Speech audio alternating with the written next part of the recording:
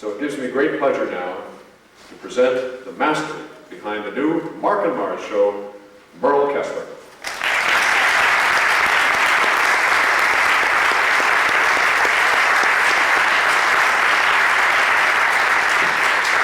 Good afternoon. I am Merle Kessler, and what you are about to hear and see, of course, is the premiere of a pilot for a proposed half-hour radio comedy series called The Marc and Mars Show. The show was created by me and my wife, Mary Kessler, under the auspices of Duck's Craft Mystery Theater, and what is an auspice anyway? With the full cooperation, financial assistance, and understanding of both American Public Radio and Ben & Jerry's Ice Cream. The Marc and Mars Show is our bid to bring old-time radio into the new age, to trans-channel, as it were, Burns and Allen or Jack Benny into the channels of today's format-conscious radio dial. We will be mingling with you after the presentation, so save us some ice cream. And now, let's meet our team of radio professionals. First, our musical director, J. Raoul Brody, composer.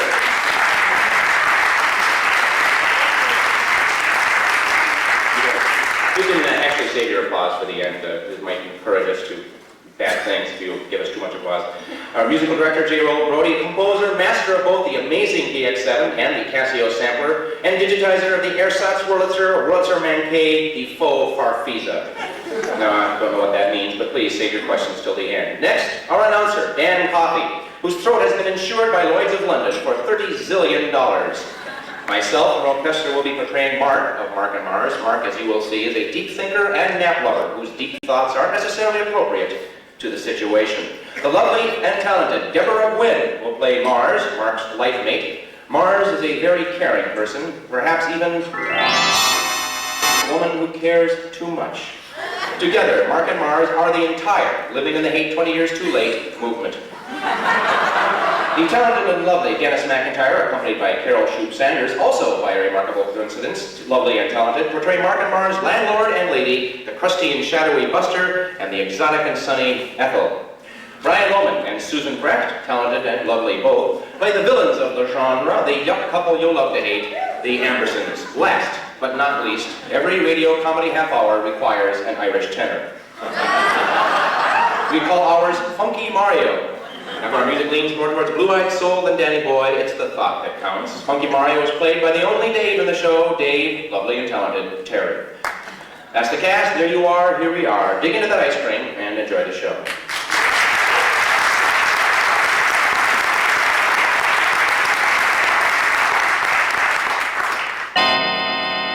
In 1969, two young people came to San Francisco to find fame, fortune, and something to eat.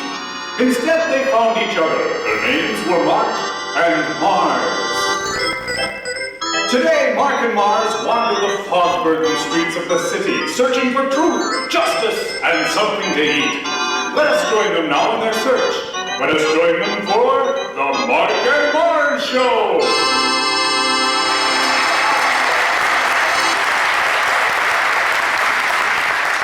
Thank you, and we have an excellent program for you this afternoon, ladies and gentlemen. We will be exploring the genesis of Native American aphorisms Marc? And how they were appropriated by the macro culture. Oh, excuse me, Marc? Not now, Mars, we're on the air. I know, honey, but this'll just take a second. Why do I even try? Well, you gotta try, sweetheart. Where would the world be if everybody took that attitude?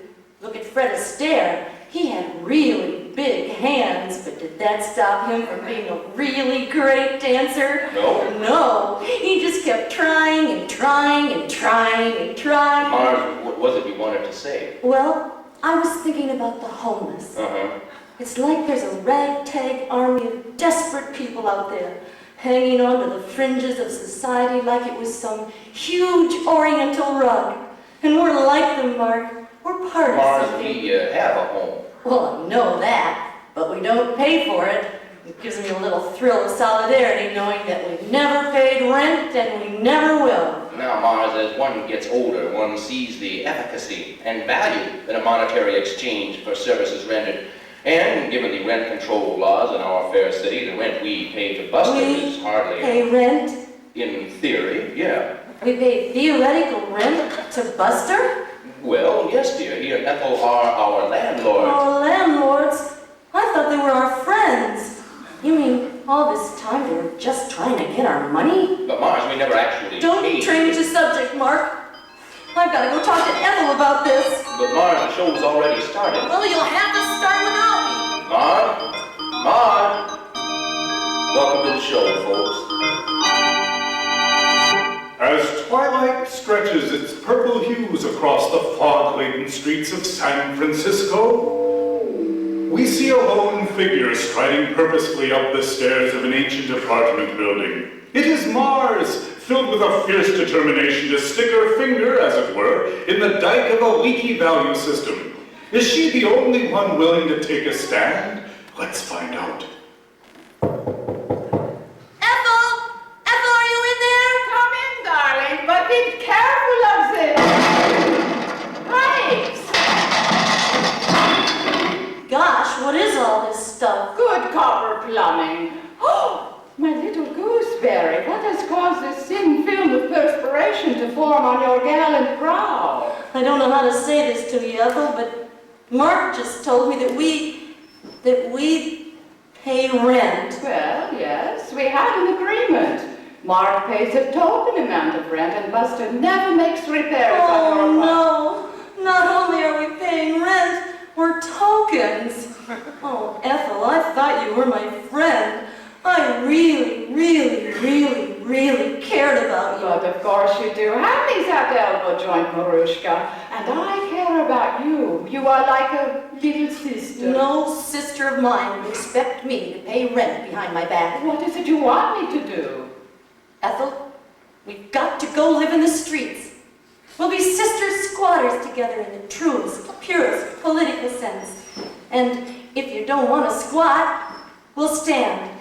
Shoulder to shoulder, eye to eye, just like in the Bible. But my little pomegranates, there is no plumbing in the Bible or in the streets.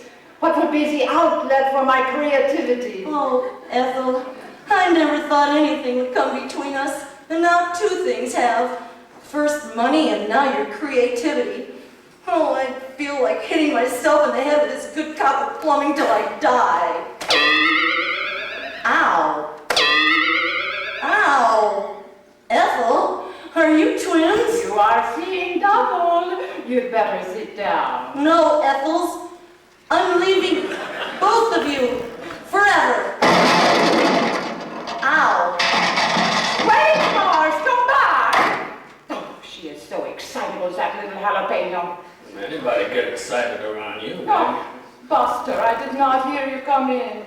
Oh, I saw down in the mouth. Did somebody upset you? Who was it? Tell me. I'll break their legs and throw them in the bay. No, Buster. This is not something you can mend with the breaking of something else. Mars again. You are so perceptive. Every time you won't let me break somebody's legs, it's always Mars. She is sad because it's a rent. But they never pay it. You must do something, Buster. It is distracting me from my work. Well, somebody's got to pay some rent around here. Find someone else to pay. I cannot give you even a little kiss until this sadness is gone. Oh, jeez, Ethel, I suppose you're too distracted to cook my supper, too. You are becoming more perceptive by the moment. Okay, I'll take care of it. Meanwhile, Mars has entered a dark fog, where no woman, nor man, nor child, nor beast has dared gone before. A darkness not so much physical as spiritual. A spiritual darkness, then, at the depth of Mars's being. We see her now sprawled on the front stoop, barely able to lift her brave little head. Oh, I guess I'm just gonna have to be homeless by myself. Mars, come inside. Oh, Marc, why won't you come with me? I don't know. Where are we going? We're going to take a stand. We're gonna live in the streets and be free. That sounds great, Mars. Really, but it's been a long day. Marc, if you truly are my soulmate, my life mate, the male half of our androgynous whole. Want to come inside and talk about this? Oh, sure. Just leave our brothers and sisters out here on the streets. But Mars, you're the only one out there. Just because you can't see them doesn't mean they're not here, freezing and hungry. And you want me to go inside and bask in the warmth of our rented apartment? Did Buster turn on the heat? Don't change the subject, Marc. Are you coming? Well, sure, honey. I'll catch up with you. Right after my nap. And so, gentle listener, as Mark falls into a deep sleep, we see Mars disappear into the swirling mists of fog and her own special kind of freedom. Is there no one to help them in this time of interpersonal crisis? But wait! I hear encouraging sounds coming from Buster and Ethels. Let's peek into the penthouse and see what they're doing. Is this voyeurism? Nah, it's radio! Oh, come on, Ethel. I can't do this by myself. But I've explained to you, my darling, I am too sad and distracted to kiss. Well, you don't have to worry about nothing, baby, because old Buster took care of everything. Oh, my genius, you are so very clever. What have you done? I got Gunther to line up some yuppies to rent the place downstairs. They'll be paying so much rent, Mark and Mars won't have to pay nothing. How about that kiss? Of course, darling, you deserve it. That's it? Well, the job is only half done. Now you must go find Mars and bring her home. Jeez, what's a guy gotta do around here? Who could that be? Well, probably them yappies. It's the Appersons! We're right on time! Come on, man. Damn yappies. 8 o'clock, right on the dot. We're always punctual. Time is money. And money's what it's all about. My wife's in the other room. I gotta go. Do you think that was a positive indication of trust or a negative indication of impatience? Hard to tell with these thick body types. Right. Yoo-hoo! Anybody home? Come right in, darlings, but be careful of it. Hi! My poor little tumbleweed, you have rearranged yourselves. No. Here, sit down.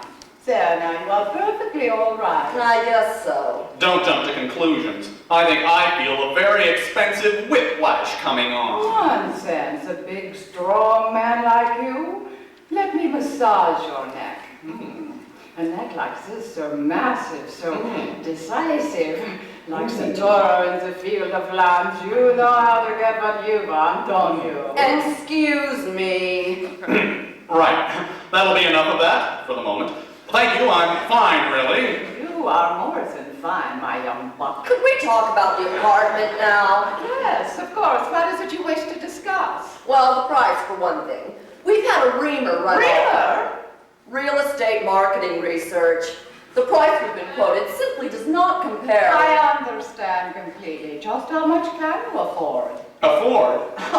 It's not a question of affordability. It's a question of liquidity. Oh, I love liquids, especially champagne. Oh? Humor. We won't pay a penny over $18.50. Oh, that's fine, darling. Now, you two just wait right here and I'll get some champagne to celebrate our agreement. I knew I could talk her down. That's 3.7% less than their price. I've got her right where I want her. I still don't understand why you're so set on renting this place. Ever hear of gentrification? You mean? Of course, this neighborhood is definitely going upscale. But we're not buying, Anderson, we're renting. That's the beauty of it. Nobody's ever done this before. We'll force out the other tenants, then we'll secretly rent out the entire building. Then we're in a position of total power. I like it. Go on. We'll make life so miserable for Ethel and that Buster of hers, they'll be happy to sell at whatever price we set. Oh, I'm going to make a fortune. We're going to make a fortune. Of course. Figure of speech.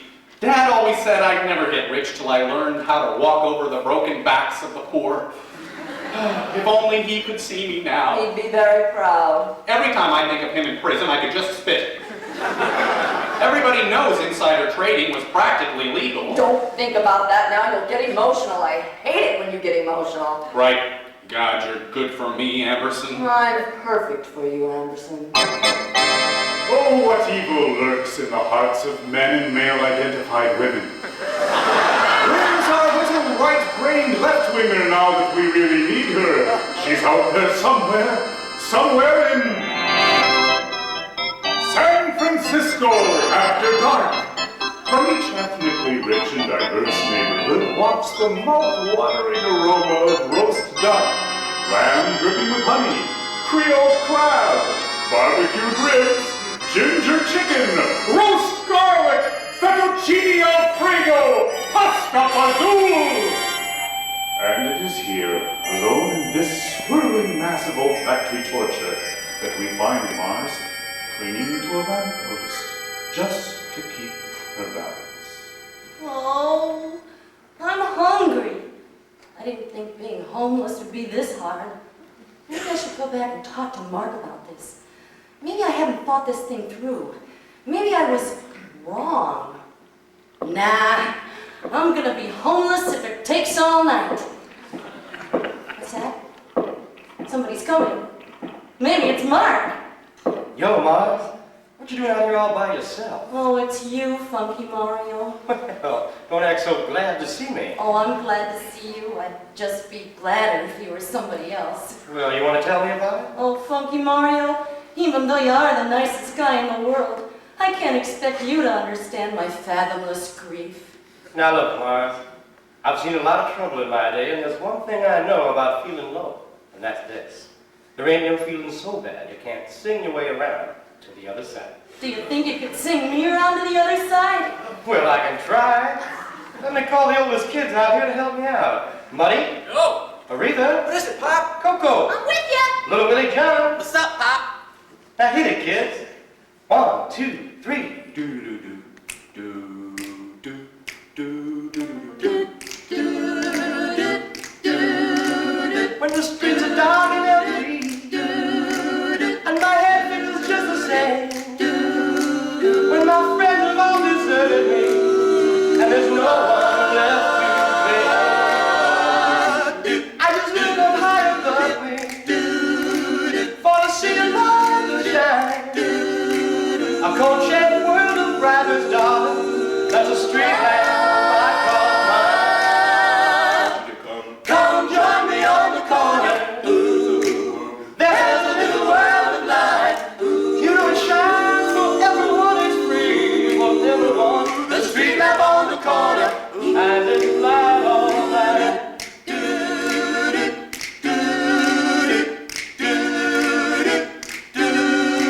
When the street is dark, so very dark, and you smash your little name, don't sing the blues in your lonely room. Come on out and share your pain. 'Cause we'll be singing on the corner, we'll be singing in the night. Yes, together at the corner, yeah, and we'll be feeling alright. Come join me on the corner. People, let me tell you about there's a little world of light. Your city shines for everyone, it's free. It's free for everyone. There's a street lamp on the corner. There's a street lamp on the corner. There's a street lamp on the corner. There's a street lamp on the corner. Yes, and it shines. Lord, you know it shines its light. Shines its light all night.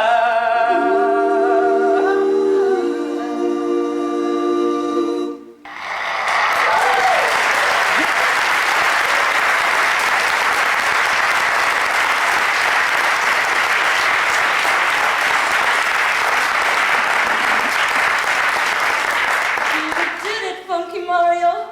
I feel lots better now. And I know what I have to do.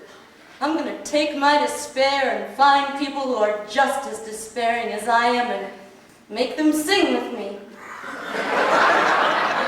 Well, a gal's gotta do what a gal's gotta do. Yeah, first there's something I gotta do. And what's that? Find something to eat. Meanwhile, back at the apartment, we see Mark doing what he does best, sleeping the sleep of the non-conflicted. Through the magic of modern radio, we're about to annex his brain waves, eavesdrop, as it were, on his most private of private thoughts. Just listen. Ladies and gentlemen, we are gathered here to honor the finest mind of our species. It is with the greatest pleasure and admiration that the Academy bestows this prize, the Nobel Peace Prize, upon a man who truly deserves our gratitude, Marc. Well, thank you. I hardly know what to say, but if a man might be allowed to write his own epitaph, I'd ask that my tombstone read, "He devoted himself to thought, and thought devoted itself to him." Hey, wake up! Huh? Oh, Buster. Are you awarding the Nobel Prize this year? Sure, I'm gonna Nobel you into the middle of next week you don't get out of bed. Oh, okay, I'm up. Look, pal, you gotta get Mars and bring her back here. Did she win an award? Only if they're giving out prizes for nutsy faggots. Oh, you came about the I rent. don't want your money. You don't? No. I just want my little Ethel to be happy, and she ain't happy because Mars is all bent out of shape about this rent thing. But Buster, we had a gentleman's agreement. A gentleman never goes back on his word. Why, the whole infrastructure of male bonding would crumble. Well, I'm changing the agreement, see?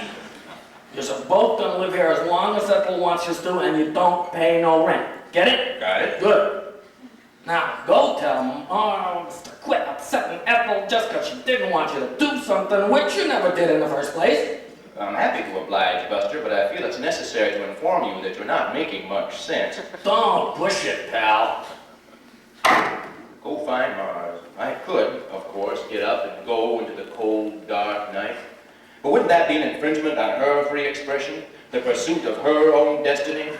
I think Kant would agree. It's my duty to stay right here. She'll come back, sooner or later, and I'll tell her... what was it I was supposed to tell her? Meanwhile, back at Ethel's, So we'll take possession in the morning.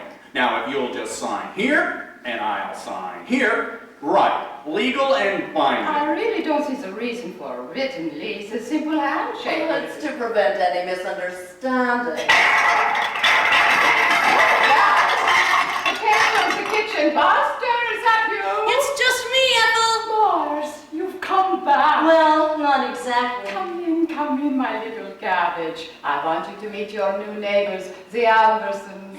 Can you sing? Certainly not. That's too bad. I mean, you don't look like you can sing, but Marc always says you can't judge a book by the movie they make out of it.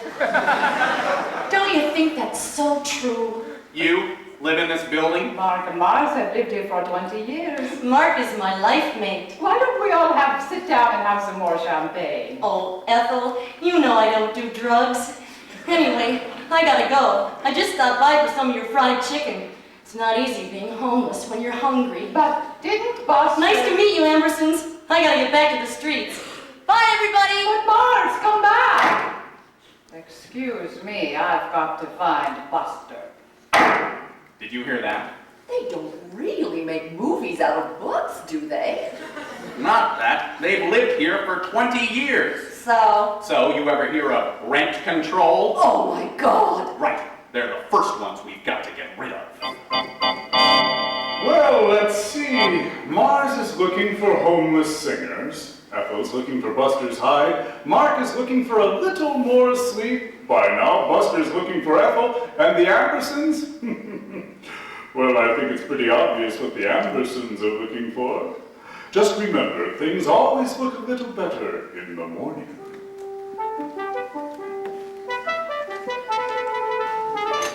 I tell you, she's a pushover. She was taking food to the homeless. Can you imagine? We'll play on her guilt and have her out in no time. More decaf latte, dear? Oh, Andy, what a coup. The guys at the office are gonna die over this. Just a splash. Croissant? Excuse me, where would you like me to put this, Mr. Anderson? Oh, Gunther. Just put it anywhere. Can't you see we're in conference? Not there, you idiot! Can't you see it's marked playroom? Put it over there by the fax machine. Oh gosh, I'm sorry. I'll try to be more careful with the next load. We'll see that you do. Go on, Anderson. Tell me again about my part. Well, you have to do some of that girl thing. You know, get on her good side and convince her she'll love living in the streets. Then we don't have to wait till they find a new apartment. Right. And you go to work on the life boy or friend mate or whatever she calls him. Pass the breeze, sweetie. Righto. I wish I could videotape this somehow. It's so brilliant. It really should be archived. I'll remember it forever, my dearest. We make a brilliant team, Anderson. Oh, Anderson, I'm feeling little power rushes all, you know, inside. You're beautiful when you're power rushing. Hello! I was just out in the hallway and your door was wide open and oh, food. Oh, look who's here, Amberson. Our new little friend. We were just talking about you. You were? That's incredible, because I wasn't even thinking about you. That's really meaningful. Yes, truly special. Special of the day. Yes, well, I'll just toddle off now. You girls stay right here and coffee clutch away. Ta! Oh, could I have some more of that sauce for my eggs? Of course you can. It's mine, but you can have some. I just want to tell you, and I'm being absolutely sincere, I want us to be good friends. Girlfriends, really. Oh, that's great, because people just don't care enough about each other. I care so much sometimes it makes my stomach hurt. Of course you do. And you'd do anything your girlfriend wanted you to, wouldn't you? Sure. I mean, I couldn't become another race. I tried that once, but it kept rubbing off. That's not exactly what I had in mind. I was thinking more along the lines of you moving out of your apartment. You were? We are so psychically connected. I've been out all night looking for a place to be homeless. Oh, that's wonderful, Mark. I think an abandoned car would suit you just fine. Maybe something in blue to match your eyes. But my eyes are brown. To offset your eyes. Hey, I know where there's a car being offset right now. Well, don't let me detain you. Here, take a croissant. Oh, thanks. Thanks a lot, Amberson. I mean, girlfriend. Ha! Girlfriend. Well, I haven't had a girlfriend since I was 10, and she was such a weak little bitch. Oh, Abby's going to be so proud of me. Mark! Oh, Marky Mark! Wake up, honey. Open your eyes, Marky. It's morning. Ooh, how come it's so dark? Just another beautiful foggy day. I had the strangest dream last night, Mars. Buster was giving me the Nobel Prize for not paying the rent. Oh, Mark. Are you still worried about that? It's a brand new day. Come on. I found a new place for us to live. Say, that is good news. I'd like to help you, Mars. Really, I would, but That's okay, Marky. You just stay right there and let me stand on your stomach so I can reach those curtains. I found a great abandoned car for us to live in. These curtains would be perfect. Mark, don't go anywhere. Okay. I'll be right back as soon as I fix up our new place. Bye, honey. Huh? Bye, honey. I've got the strangest feeling I was supposed to tell her something. Abby? What is it? What's happened? The Dow? Oh, tell me it's not the Dow! Oh, Abby, speak to me! Thanks, I needed that. Brace yourself, old girl. It's the Beamer. No, not my beanie. Stripped. The white sidewall steel belted radials? Gone. The digital analog IBM compatible CD? Missing. The Venezuelan virgin calf upholstery? It's not a virgin anymore. Meanwhile, out on the streets. Oh, Buster, we've been looking all night. Where can she be? I feel really bad about this, Ethel. If I just could have broke somebody's legs, maybe I... Look, there's the Andersons. What is it? Has something happened to Mars? Who cares about her? Look what they've done to my beautiful car. Those savages, those cretins! Look, there's somebody in my car! Be careful, they may be armed. I'll handle this. I'm always on. All right, come out of there. Hiya, Buster. You're my first visitor. I don't believe this. Neither could I at first. It belonged to this really nice youth gang. They didn't want to sing with me, but after I sang a few songs, they just gave me the car. You idiot! Get out of there right this minute! But you told me to find one that offsets my eyes. You told her to live in our car? No, well, sort of. Abby, Oh, don't cry. There's plenty of room for all of us. Mars, there is no need for you to live out here. Now that the Andersons are paying rent, you and Mark don't have to. What? They think of nothing but money. So we will take from them nothing but money. You and Mark, however, are true friends. So we will accept from you only friendship. Now wait just a minute. You got a problem with that, bud? Yeah, I got a problem with that. It's insane. You calling my wife insane? Careful, Anderson. He might be a Democrat. My God. An armed Democrat. It's all right, Buster. I take it back. You can let go of me now. Hey, look, here comes Mark. Oh, hi, everybody. I heard all the noise out here. I thought you might be having a party. Honey, have you met our new neighbors, the Ambersons? I don't believe I've had the pleasure. Are either of you interested in philosophy? Oh, God. Well, that's good. We'll start with the basics. No, we're S graduates. Oh, that reminds me, Buster. Do you have any influence with the MacArthur Genius Awards? That reminds me, I'm hungry. Come on, I'll take all you kids out to eat. Can we go to that new Thai place? I ain't eating nothing I can't pronounce. Well, that's a very interesting approach to food. Hey, wait a minute. We forgot somebody. You coming, Ambersons? Huh? Oh, no. We'll just stay out here a while. Enjoy the fog. Okay. Goodbye, Ambersons, and welcome to the neighborhood. Oh, Amby, all our well-laid plans foiled by A girl. yeah. Well, it's not over till it's over. Right. Nobody's going to Disneyland yet. We'll find a way to get rid of them. All of them. And so, as the sun prepares to set once again on the fog-shrouded byways of Baghdad by the Bay, it's time once again to say... You know, Mark, I've been thinking. Not now, honey. We've got to do something for the Ambersons. They seem so sad. Well, Mars, sadness and happiness, for that matter, are difficult concepts to judge. What makes one person happy may just make another one sad. It's like the old Native American aphorism. Don't judge a person till you walked a mile in her moccasins. You know, you're right. I bet they'd be a lot happier if we got them some moccasins. Well, that's a literal... And then we could borrow them back and really understand the Ambersons. You mean judge them? Oh, Mark, life with you is so mentally exciting. Isn't it, though? Say goodnight, Mars. Good night, everybody. Mark and Mars was created by Mary Kessler and Merle Kessler and produced under the auspices of Duck's Breath Mystery Theater.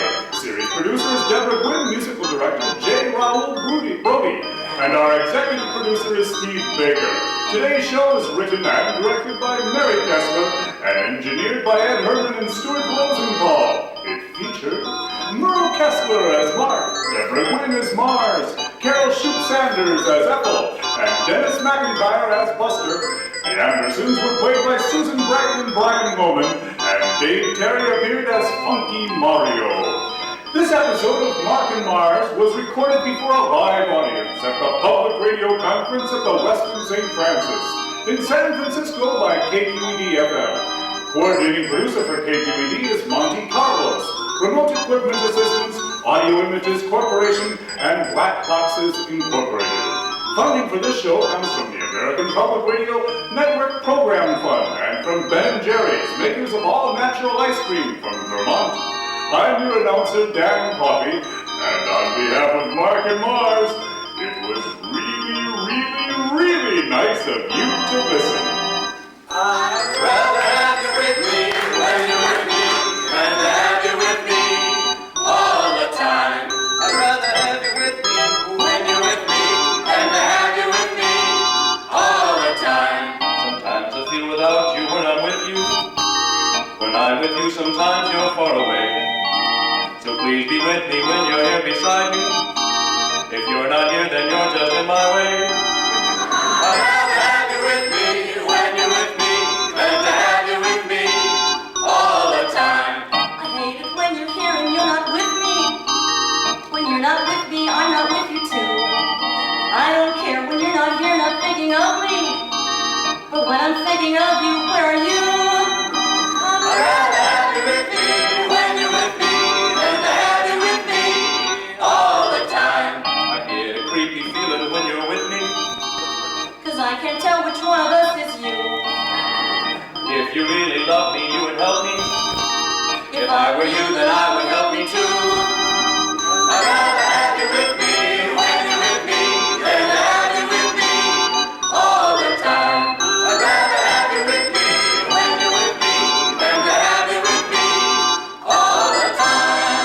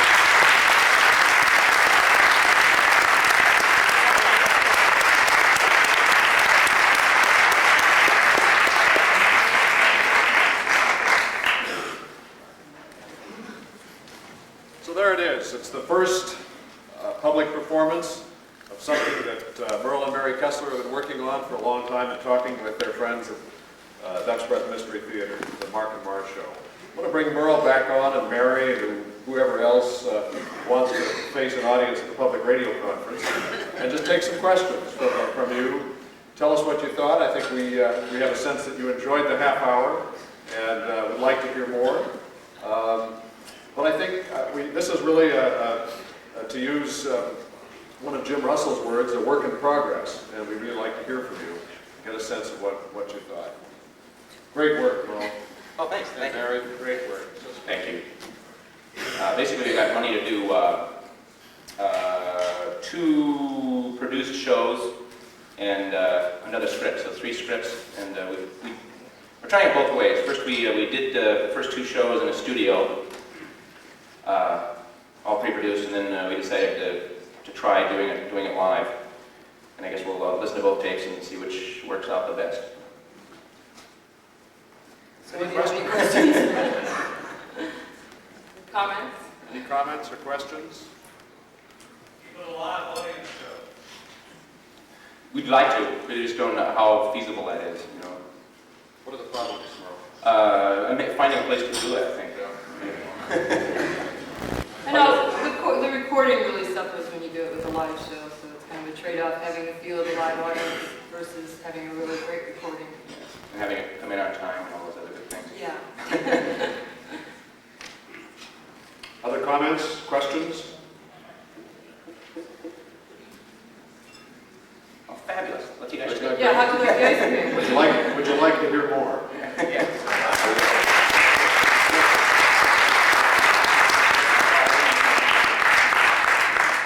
All right, they'll be around. If you'd like to stay and talk to them, ask questions of them individually, all the Duck's Breath people.